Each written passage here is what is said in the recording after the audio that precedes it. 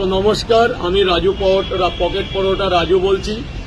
কিছুদিন দু একদিনের মধ্যে আমার কাছে একটা ভিডিও এসছে যে আমি বলে ফেলেছি যে এক এক কাস্টমারের কাছে এক এক রকম দাম, কারো কাছ দিয়ে 20, কারো কাছ দিয়ে 30।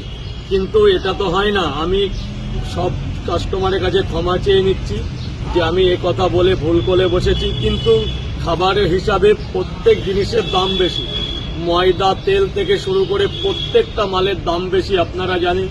সেই অনুপাতে আমি পরোটার সাইজটা অনেকটা বড় করে 3টে পরোটা, আনলিমিটেড তরকারি, কাঁচা লঙ্কা, আপেল, পেঁয়াজ আমি 30 টাকা রেখেছি। একটা ডিম নিলে 40 টাকা, ডিমের রেটটা সম্পূর্ণ আলাদা, ডিমটা আলাদা 10 টাকা। আপনাদের ভালোবাসলে ডিম নেবেন, ভালো না বাসলে ডিম নেবেন না।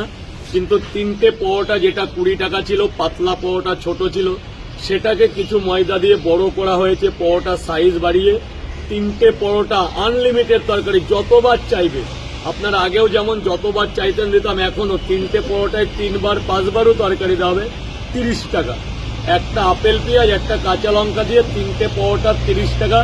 আমি উত্তেজনার বশে কিছু কথা বলে ফেলেছি কোনো এক ভিডিও মাধ্যমে, তো আপনারা সবাই ক্ষমা করবেন। প্রচুর লোক আমার নেগেটিভ দেখছে, কিন্তু আমি চামড়ার মুখ বেরিয়ে গেছি, আমি ভুলবশত বলে ফেলেছি আবেগের মুহূর্তে। কিন্তু আপনারা সবাই আমার ভালোবাসার, মানে তুমি 14 বছর ধরে এইটাই দামটা বিক্রি করছিলে বলে বলে ফেলেছো। আমি কলকাতায় পরোটার বিজনেস করি, বলতে বলতে আমারও একটা হ্যাবিট, সেই সূত্র অনুযায়ী বলে ফেলেছি। তো বলাটা আমার একদমই উচিত হয়নি। সবার কাছে আমি করজোর করে ক্ষমা চেয়ে নিচ্ছি। সব কাস্টমারের সব সমান তো? কাস্টমার আমার কাছে সমান, সবাই আমার কাস্টমার মানেই আমার কাছে সেমের। তো সবাই আমাকে ক্ষমা করে দেবেন। কিন্তু পরোটার গুণমান বাড়িয়েছি, খাবারের গুণমান বাড়িয়ে 3টে পরোটা, আনলিমিটেড তরকারি 30 টাকা রাখতে চলেছি।